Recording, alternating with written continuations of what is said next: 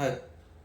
ఈరోజు మనం సనాతన ధర్మం ఆధారంగా ఆత్మ మరియు బాహ్య శారీరక యొక్క శాంతి గురించి మాట్లాడుకుందాం. అంటే ఆత్మశాంతి మరియు శారీరక శాంతి గురించి మాట్లాడుకుందాం. ఈ విషయాలు ఎంతో ప్రాముఖ్యమైన మరియు ప్రాచీన గ్రంథాలలో ఎన్నో సూచనలు మనకు అందించారు. ఈ వీడియోలో ఆత్మ మరియు శారీరక శాంతి ఎలా పొందగలమో తెలుసుకోగలరు.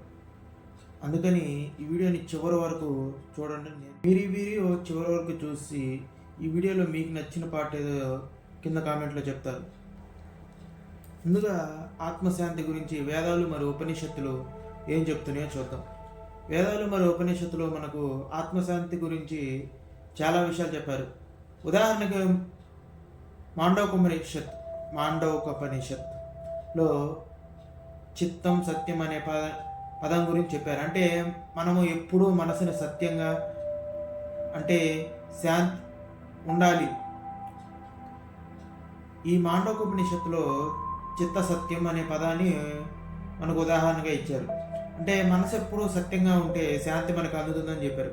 అలాగే మహా ఉపనిషత్ అయిన తైతరీయో ఉపనిషత్తులో మనసు శాంతి కోసం ఆత్మానమానం నిసంశయమ అని పాటించబడుతుంది. భగవద్గీతలో ఆత్మశాంతి గురించి ఏం చెప్పారో చూద్దాం. భగవద్గీతలో కృష్ణ భగవానుడు అర్జునుడికి శాంతి గురించి ఎలా వివరించాడు. శాంతి శాంతి శాంతి అనే మంత్రం ప్రాణశాంతి మరియు ప్రపంచ శాంతి గురించి మనకి చెప్తుంది.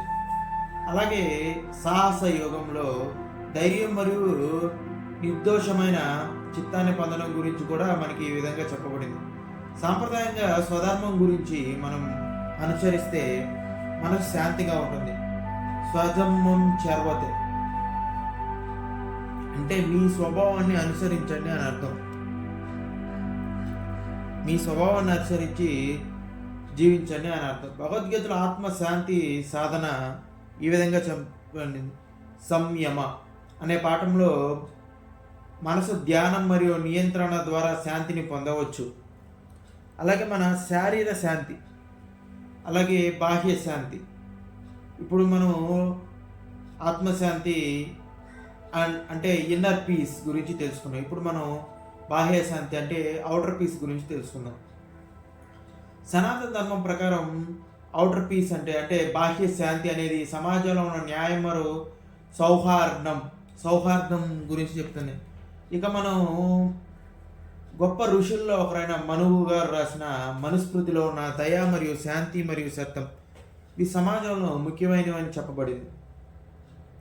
మానవ సంబంధాలలో నిష్ఠ, అనుబంధం మరియు పరస్పరంగా మనుషులు మనం ఒకరికొకరు ఇచ్చుకునే గౌరవం ద్వారా శాంతి అనేది మనం వెలుపల శాంతిని అంటే బాహ్య శాంతిని సాధించవచ్చు అని అర్థం.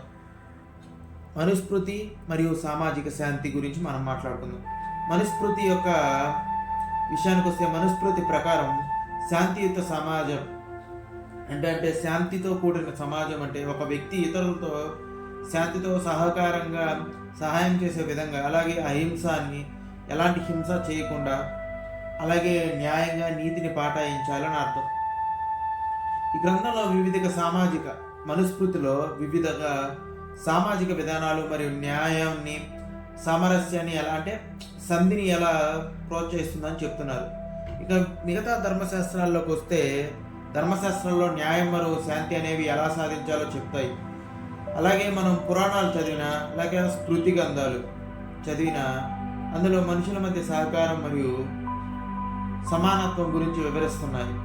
అలాగే కొన్ని నిజంగా ఇప్పుడు మనం చేయగలిగే టిప్స్ గురించి మనం మాట్లాడుకుందాం.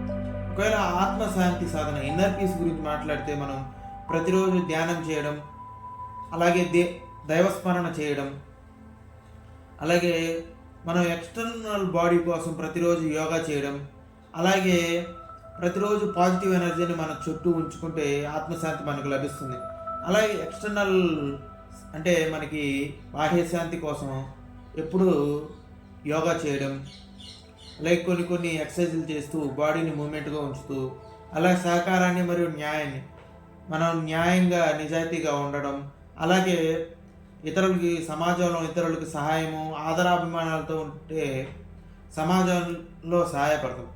అలా మనము మన తోటి వారిని ఇన్నర్ అండ్ అవుట్ పీస్ అంటే ఆత్మ మరియు బాహ్య శాంతి గురించి మనం సాధన చేస్తూ ఇతరులకు కూడా మన గురించి మనం చూపించవచ్చు. ఇక ఈ వీడియోకి ఇది చివరి పార్ట్. ఈ వీడియోలో మీరు సనాతన ధర్మం గురించి మరియు ఆత్మశాంతి గురించి ఒక 2 చిన్న విషయాలు నేర్చుకున్నారని నేను అనుకుంటున్నాను. ఇక ప్రాచీన గ్రంథాలు మరియు సిద్ధాంతాల ఆధారంగా ఈ మార్గాలు మనం ఒక్క రోజులో కానీ ఒక నెలలో కానీ సాధించలేం, అలాగే శాంతిని తెచ్చుకోలేం. ఇవి మనం రోజు పాటిస్తూ రోజు సాధిస్తూ రోజు శాంతిని పొందగలం. మీరు ఈ వీడియో ఎలా అనిపించిందో కామెంట్స్లో పంచుకోండి. మీకు ఈ వీడియో నచ్చితే ఒక లైక్, అలాగే ఒక షేర్, మరియు ఈ ఛానల్ని సబ్స్క్రైబ్ చేయడం మాత్రం మీరు మర్చిపోకుండా సబ్స్క్రైబ్ చేయండి. అలాగే మా ఛానల్ సబ్స్క్రైబ్ చేయడం వల్ల మీకు ముందు మేము చేసే వీడియోలు మీకు వెంటనే మీకు నోటిఫికేషన్ వస్తుంది. అలాగే మా వీడియో మీకు ఎందుకు నచ్చిందో, ఒకవేళ ఎందుకు నచ్చలేదు ఒక కామెంట్ చేయండి.